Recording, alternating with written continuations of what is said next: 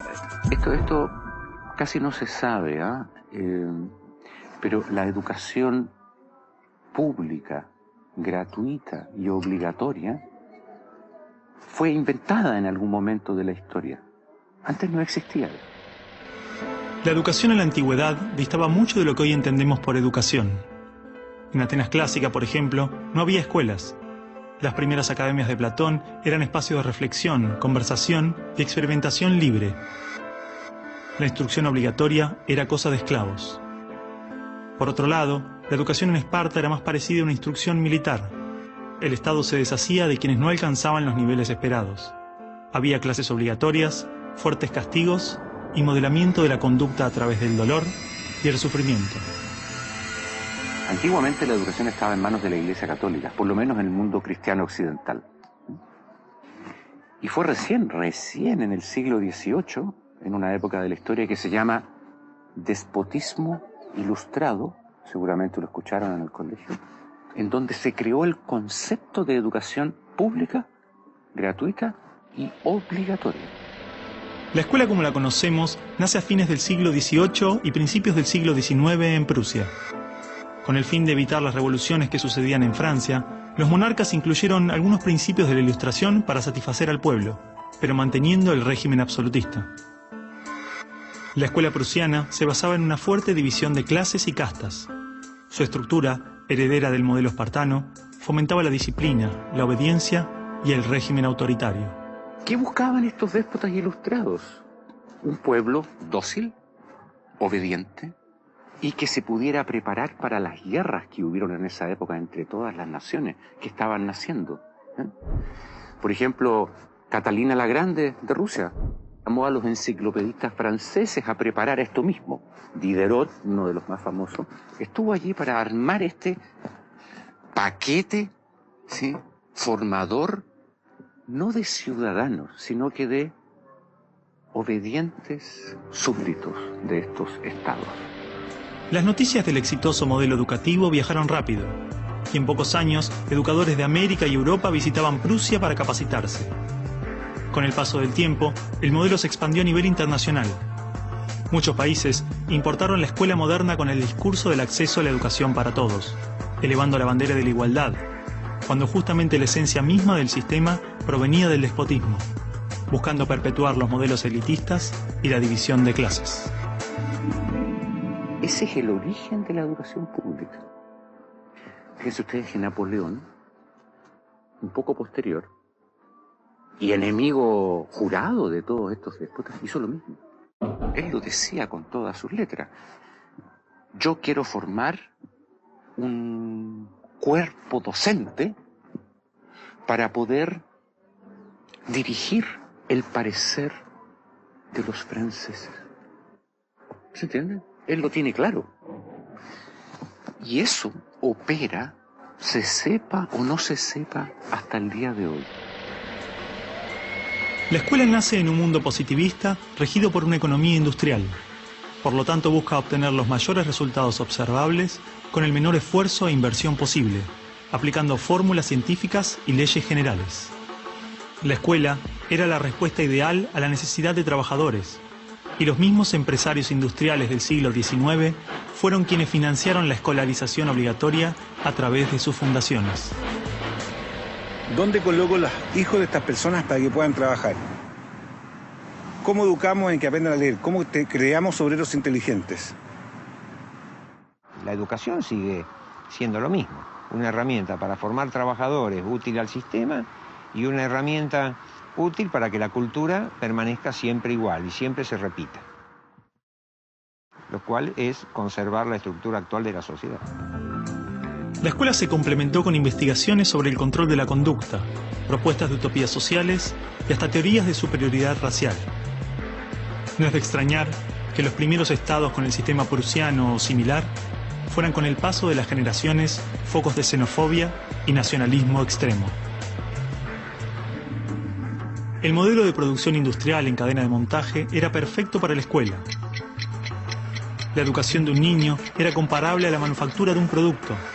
Por lo tanto, requería una serie de pasos determinados en un orden específico. separando a los niños por generaciones en grados escolares.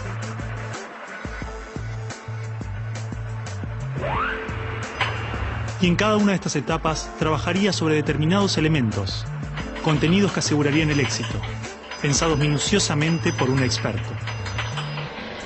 Digamos que el maestro es la figura que es la encargada de enseñar una serie de contenidos que tocan, porque alguien ha determinado así, en una edad determinada. Pero la educación no la preparan los biólogos. Y curiosamente muchas veces tampoco son educadores los que la preparan. Son administrativos. Son gente que no hace clases. En esta cadena, una persona estaría a cargo de una pequeña parte del proceso, insuficiente como para conocer el mecanismo en su totalidad, ni a las personas en profundidad. Un docente por año, por materia, cada 30 o 40 alumnos, llegando al punto de que el proceso termine siendo meramente mecánico. Y la educación, como la estamos viendo hoy, es administrativa. Hay alumnos que llegan, profesores que hacen clase, alumnos que se van, profesores que se van, y al día siguiente se repite el ciclo.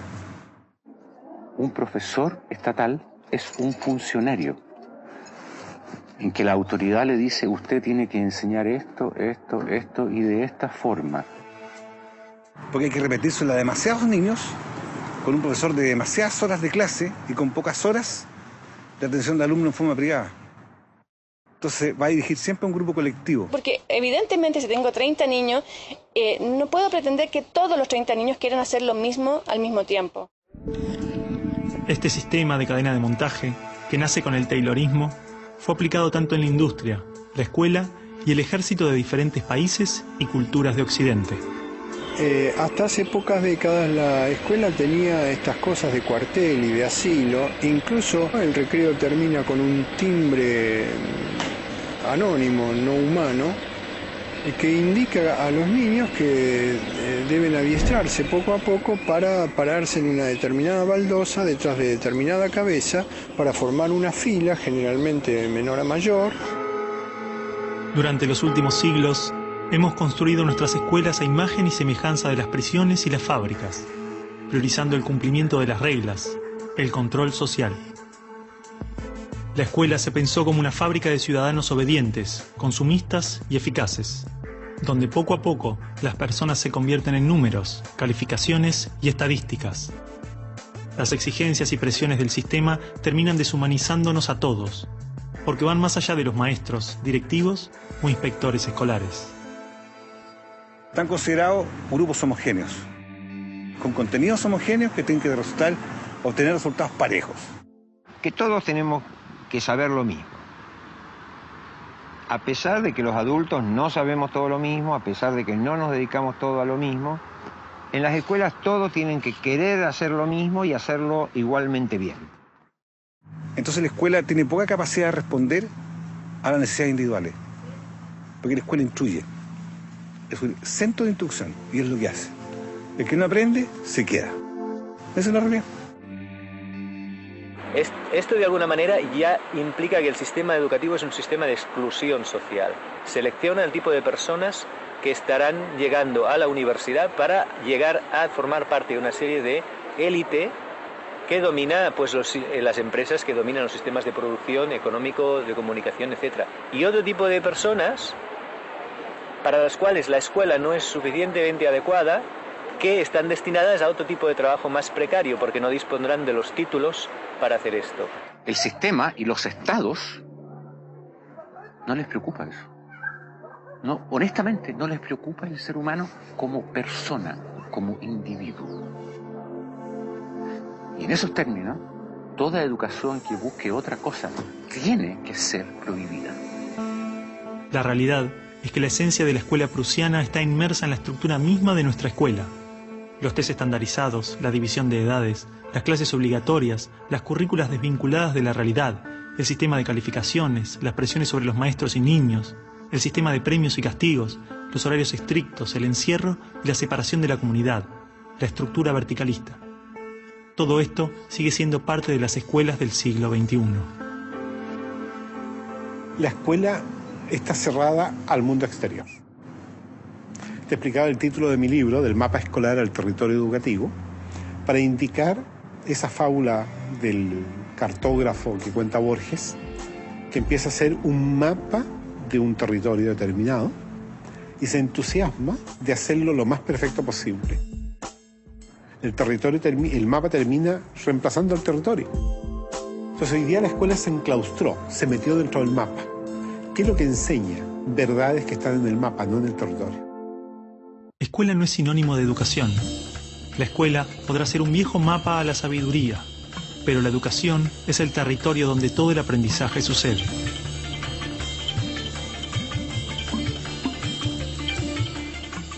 ¿Qué es una buena educación? ¿Lograr que la mayor cantidad de niños atraviesen los estándares de calidad? ¿Que obtengan herramientas y conocimientos que no les interesan para superar barreras que otros les imponen? ¿No era el objetivo de la educación lograr una buena calidad de vida? Olvidemos por un momento todo lo que sabemos sobre educación, toda nuestra forma de entender la escuela, todo lo que nos han dicho que debemos aprender en la vida y lo que debemos enseñarle a nuestros hijos. Uno se encuentra con dos carriles pedagógicos básicos.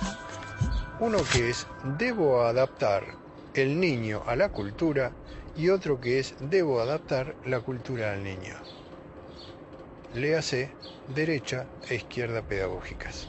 Es así de sencillo. Y en algún lugar del medio debe estar la verdad.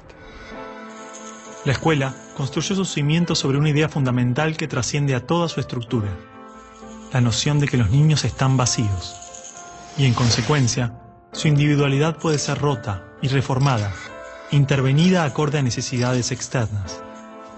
El niño ha sido considerado un objeto de estudio, una rata dentro del laboratorio de socialización más grande de la historia, cuyo principal objetivo fue modelar al ser humano.